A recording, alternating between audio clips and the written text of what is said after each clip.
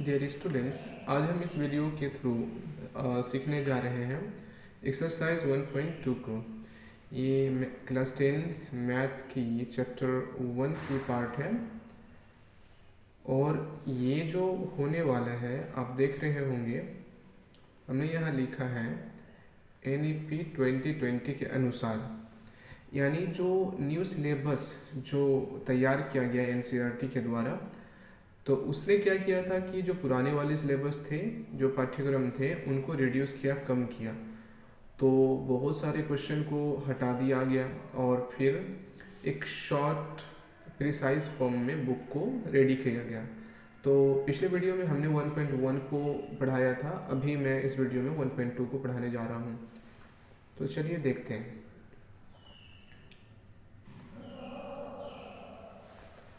तो अगर आप न्यू बुक में 1.2 का क्वेश्चन देखें तो फर्स्ट क्वेश्चन है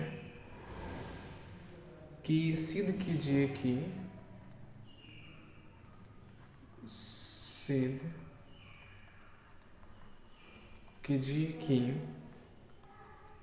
√5 एक अपरिमेय संख्या है। √5 एक अपरिमेय संख्या है, ये सिद्ध करना है। आप लोगों को परिमेय और अपरिमेय के बारे में पहले से पता है। परिमेय संख्याएं वैसी संख्याएं होती है जिसे हम P/Q के रूप में लिख सकते हैं और P और Q कोई पूर्णांक है और Q 0 के बराबर नहीं हो, ये आप लोगों को पता होगा। और ये परिमेय संख्या के लिए है। अपरिमेय संख्या जिसे हम P/Q के रूप में नहीं लिख सकते, उसको व्यक्त नहीं कर सकते। P/Q का मतलब है कि 1/2, 2/3, 3/2, 9/11 etc. इत्यादि। तो जब हम इस रूप में ना लिख सके तो वो वैसी संख्याएं अपरिमेय संख्या हो जाती है, जैसे कि √2, √3, √5, √6। हमने यहाँ √4 नहीं लिखा क्योंकि √4 का मतलब होता है 2, तो इस वजह से इसका एक कंप्लीट एक पूरा मान निकल जाता है, इस वजह से ये परिमेय संख्या है। लेकिन √2 का पूरा मान नहीं निकल पाता, √3 का पूरा मान नहीं निकल पाता, √5 का भी नहीं, √6 का भी नहीं, और भी है बहुत सारे।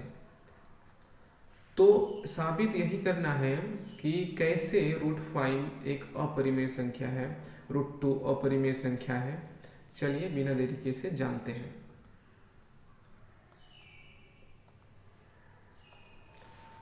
तो अगर हम इसको हल करने के बारे में सोचें तो सबसे पहले हमें कुछ मानना पड़ेगा। तो हम शुरुआत करेंगे √5 को एक परिमेय संख्या मानकर। तो यहाँ आप लिखेंगे माना √5 एक परिमेय संख्या, हम इसे मान लेंगे।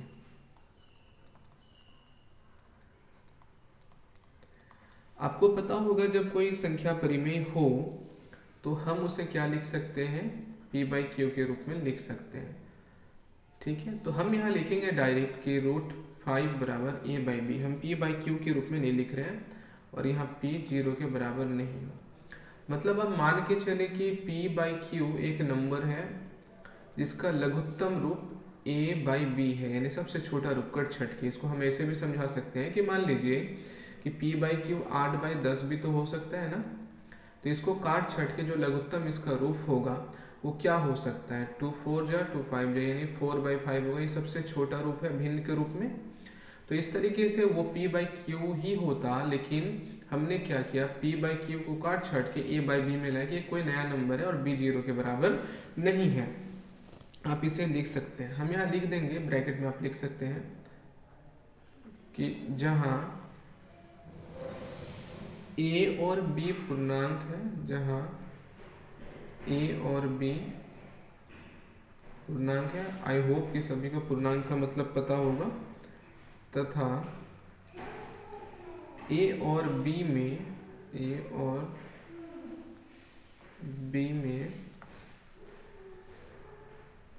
एक के अतिरिक्त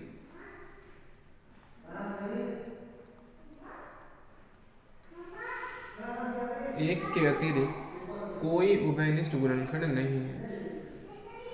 कोई उभयनिष्ठ गुणनखंड नहीं है।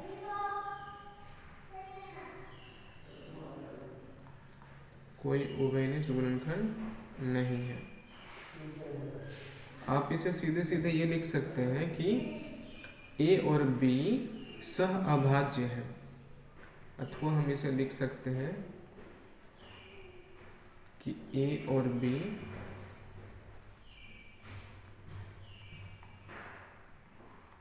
सह अभाज्य हैं। ठीक है, आप दोनों लिख सकते हैं, ये आप पर है। तो चलिए हम अब क्या करते हैं, यहाँ से अगर देखें तो a बराबर b √5 या √5b हो जाएगा अगर कोना कोनी कोणीय गुण करें, वज्र गुणन जिसको कहते हैं। a बराबर b5 होगा, √5b होगा। अब हम क्या करेंगे कि दोनों ओर अगर स्क्वायर कर दें यानी वर्ग कर दें, दोनों ओर वर्ग करने पर तो हम दोनों तरफ अगर वर्ग करते हैं तो हमें क्या मिलने वाला है, आप इस बात को ध्यान से देखें। तो a का वर्ग क्या होगा, a² होगा, और √5 का आप जानते हैं कि 5 हो जाएगा, और b का b² होगा। ठीक है, अब हम यहाँ क्या करने जा रहे हैं, आप पहले इसको समीकरण 1 मान लें, कोई दिक्कत नहीं है। चलिए, तो इसका क्या मतलब है कि a² बराबर 5b²। तो देखिए यहाँ पर 5 गुना के रूप में है इसके साथ। ठीक है, इसका मतलब ये नंबर 5 से विभाजित होगा, और ये स्क्वायर और ये दोनों बराबर है। तो अगर ये वाला यानी 5b² 5 से कटेगा तो ये स्क्वायर भी कटेगा, विभाजित होगा। ठीक है, तो यहाँ क्या हो रहा है, यहाँ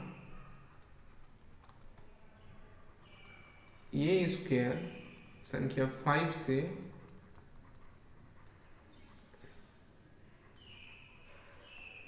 विभाजित है,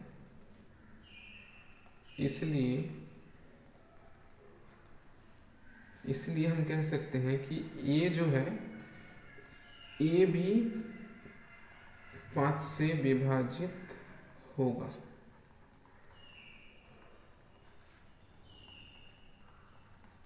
ठीक है, कैसे, आप इसे मुझे बाद में पूछ सकते हैं। ठीक है, काफ़ी इजी है, अगर आप थोड़ा सा भी दिमाग लगाए तो आप इसे आसानी से कर सकते हैं। तो हमने ये लिख दिया कि a² 5 से विभाजित है, तो ये 5 से विभाजित होगा। चलिए, अब हम क्या करते हैं, अगला जो आपकी स्टेप होना चाहिए, यहाँ किसको, इधर जो अकेले होगा, हमेशा याद रखें जो बिना नंबर के साथ होगा उसको हम कुछ मान मानेंगे। वो क्या करेंगे, चलिए देख लेते हैं इसको भी, कि माना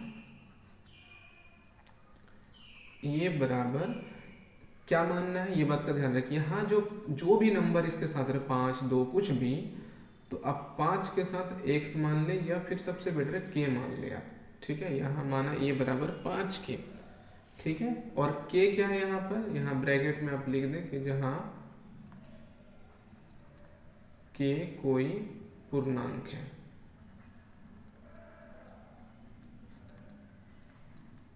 ठीक है, क्लियर है। तो आप देखिए, अगर ये बराबर 5k है तो इसका अगर मान हम प्रतिस्थापित करें समीकरण 1 में, a का मान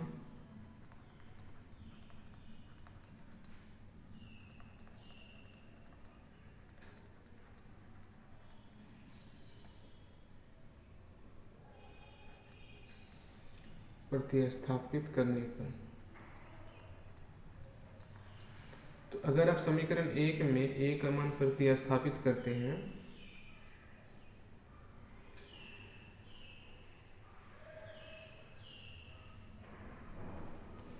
तो आप देखेंगे कि यहाँ पर होगा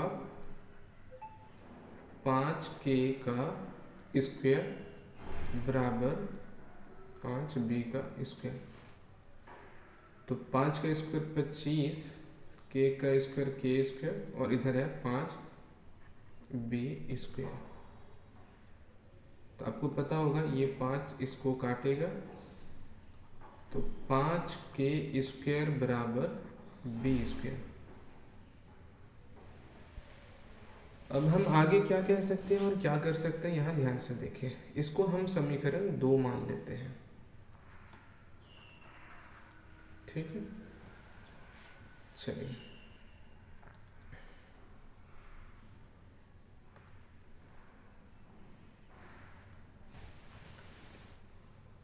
तो समीकरण 2 में हो क्या रहा है, अगर आप देखें यहाँ गौर से, कि 5 जो है इसको काट रहा है, यानी बी स्क्वायर को भी ये काटेगा, ठीक है। तो हम यहीं पर इस बात को लिख देते हैं कि बी स्क्वायर को 5 विभाजित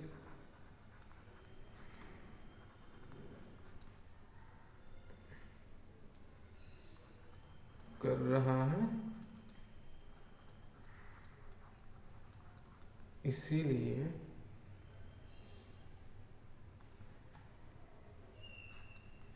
इसीलिए 5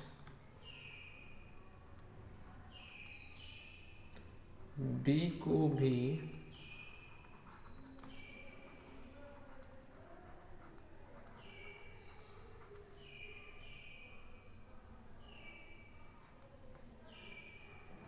विभाजित करेगा, ठीक है। ये हमने लिख दिया यहाँ पर। तो आप ये बात समझ के देखिए, यहाँ हमने लिखा था कि 5 ए को विभाजित कर रहा है, यहाँ गौर करें, 5 ए को विभाजित कर रहा है, यहाँ से पता चल रहा है 5 बी को विभाजित कर रहा है, समीकरण 1 समीकरण 2। तो समीकरण 1 और समीकरण 2 से हम क्या कह सकते हैं, चलिए समझते हैं। तो समीकरण 1 और समीकरण 2 से हम ये कह सकते हैं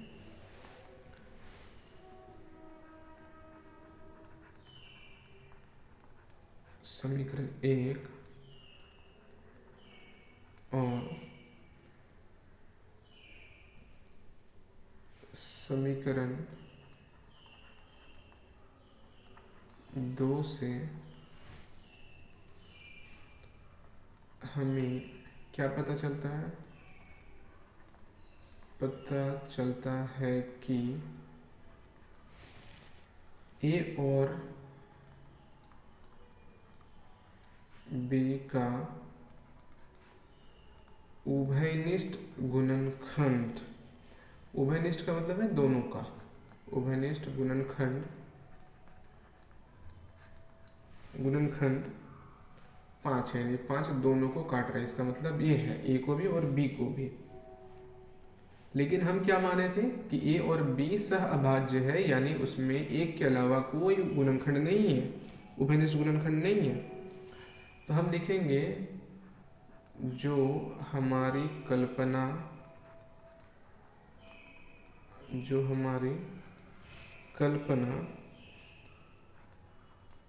ए और बी में एक के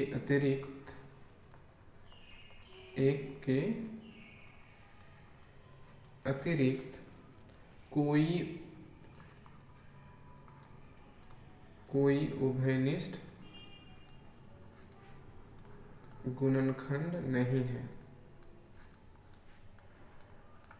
कोई उभयनिष्ठ गुणनखंड नहीं है। ये हम माने थे, इसको ब्रैकेट में कर देंगे तो इसके उल्टा है ये, क्योंकि उभयनिष्ठ गुणनखंड तो है 5 के विपरीत है, यानी उल्टा है, के विपरीत है। ये लाइन आपको लिखना है, ठीक है। तो ऐसा क्यों हुआ, ये झमेला, ये झंझट क्यों आया, इसलिए कि हमने जो माना, हमने जो कल्पना किया वही गलत है, हमने त्रुटिपूर्ण उसे लिया। तो आप इस लाइन को बड़े अच्छे से लिख दें कि यह विरोधाभास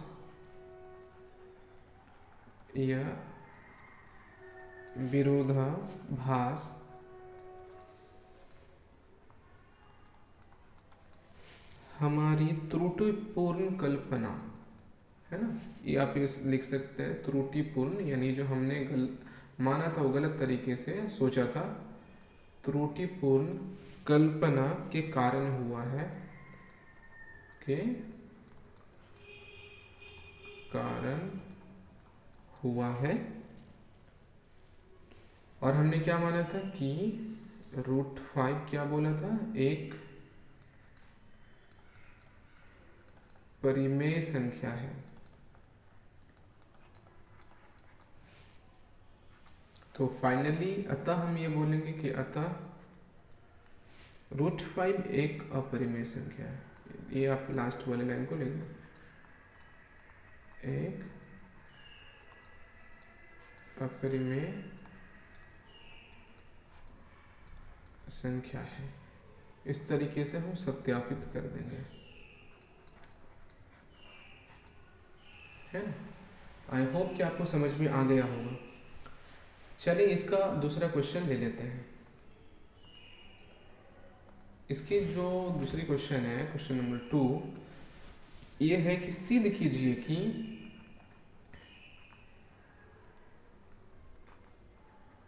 सिद्ध कीजिए कि 3 + 2√5 एक अपरिमेय संख्या है, एक अपरिमेय संख्या है। ये सिद्ध करना। अभी तक हमने सिद्ध कर दिया √5। जिस तरीके से हमने सिद्ध किया कि √5 एक अपरिमेय संख्या है, सेम उसी तरीके से आप √2, √3, √6, √7, √8 को आप साबित कर सकते हैं। तो अब अगला जो ये क्वेश्चन आपके सामने में है, इसमें प्लस और माइनस के साथ कुछ नंबर भी है, परिमेय संख्या भी जुड़े हुए हैं। जैसे 3 प्लस में है, 2 मल्टीप्लाई में है, गुना के रूप में है √5 के साथ। तो अब इसको जो साबित करने का तरीका है, सिद्ध करने का तरीका है, काफ़ी आसान है। चलिए समझ लेते हैं। तो इसका हल के लिए आपको क्या करना होगा, कैसे आप साबित करेंगे, तो मान लेना है। यहाँ पे इस तरह के क्वेश्चन में मानना है, माना 3 + 2√5 परिमेय संख्या है, ठीक है। क्या है, परिमेय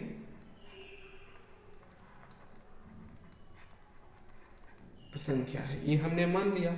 आपको पता होगा कि जब कोई नंबर परिमेय है तो उसको हम लिख सकते हैं p/q के रूप में। तो फिर वही काम है कि ये दोनों को हम a/b के रूप में लिख देंगे। और यहाँ दिखा देना क्या है अभी, कि इसमें जो a और b है सह अभाज्य है। आपको ज़्यादा लंबा लिखने की जरूरत नहीं है, सह अभाज्य है, ठीक है। और b 0 नहीं है, ठीक है, b 0 नहीं है, आप ये लिख दें। अब क्या होता है यहाँ पर, आप देखें जरा ध्यान से कि हम 2√5 को इधर रख लें तो उधर क्या होगा, a/b - 3 जाएगा, ठीक है। इस तरीके से सिर्फ √5 को अगर हम इधर रख लें तो इधर क्या होने वाला है, अब देख ले 2, तो 1/2 के रूप में हम लिख सकते हैं a/b - 3। आप ये लिख सकते हैं बेशक। अब आप यहाँ ध्यान से देखें कि हमने लिखा क्योंकि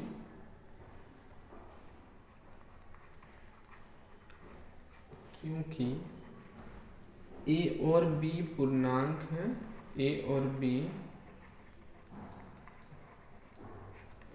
पूर्णांक है, इसीलिए 1/2 a/b - 3 एक परिमेय संख्या ही होगा, एक परिमेय संख्या है। और इस तरीके से देखा जाए, अगर ये परिमेय संख्या है ये वाला हिस्सा, तो दोनों चूंकि बराबर है LHS और RHS, तो उस हिसाब से √5 भी परिमेय संख्या होनी चाहिए। √5 भी परिमेय संख्या होनी चाहिए। लेकिन ऐसा तो है नहीं। रूट 5 क्या है, परिमेय अपरिमेय संख्या, हमने ये साबित कर दिया है। लेकिन हम यहाँ लिखते हैं कि लेकिन हमें पता है कि रूट 5 अपरिमेय है, रूट 5 अपरिमेय है, ये पता है। तो फिर परिमेय बराबर अपरिमेय यहाँ कैसे हो गया? इसका मतलब है कि हमने जो माना, हमने जो कल्पना किया कि 3+2 रूट 5 जो है परिमेय संख्या है, यही गलत है, यही त्रुटिपूर्ण है। तो फिर आप इसे अच्छे से यहाँ लिख दे, समझा दे। आपने इतना दिखा दिया समझा के, अब आप ये बात को लिख दे। ठीक है, वो क्या है कि यह विरोधाभास क्यों पैदा हुआ, यह विरोधाभास क्यों पैदा हुआ? हमारी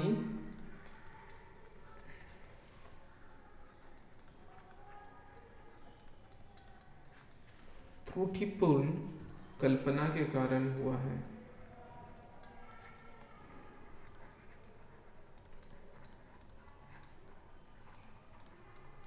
कल्पना के कारण हुआ है कि 3+2 रूट 5 एक परिमेय संख्या हमने मान लिया था, एक परिमेय संख्या है। अतः फाइनली हम ये कहेंगे कि अतः 3+2 रूट 5 एक अपरिमेय संख्या है।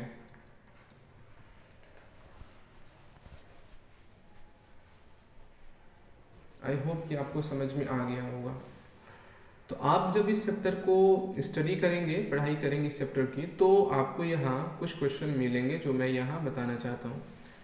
जैसे कि आपको साबित करने हैं किसी नंबर को, फॉर एग्जांपल कि 6-3 रूट 5 ये साबित करना है। ठीक है, कि अपरिमेय संख्या है। 1/√2 अपरिमेय संख्या है, या फिर 7√5 अपरिमेय संख्या है। ठीक है, और आगे ऊपर तो हमने छोड़ा, जैसे √2 √3 ये आदि को आपको साबित करके दिखाना होगा। इस तरह का आपका सामना हो सकता है। 6+√2 ये क्या है, अपरिमेय संख्या है। तो ये सभी क्वेश्चंस आपके लिए हैं। अगर आप ये 2 क्वेश्चन समझ गए होंगे तो आई होप कि आप इसे अच्छे से बना लेंगे। अगर आपको किसी तरह का डाउट होगा तो आप हमसे पूछ सकते हैं, कॉन्टैक्ट कर सकते हैं। सो आज के इस वीडियो के लिए थैंक यू सो मच।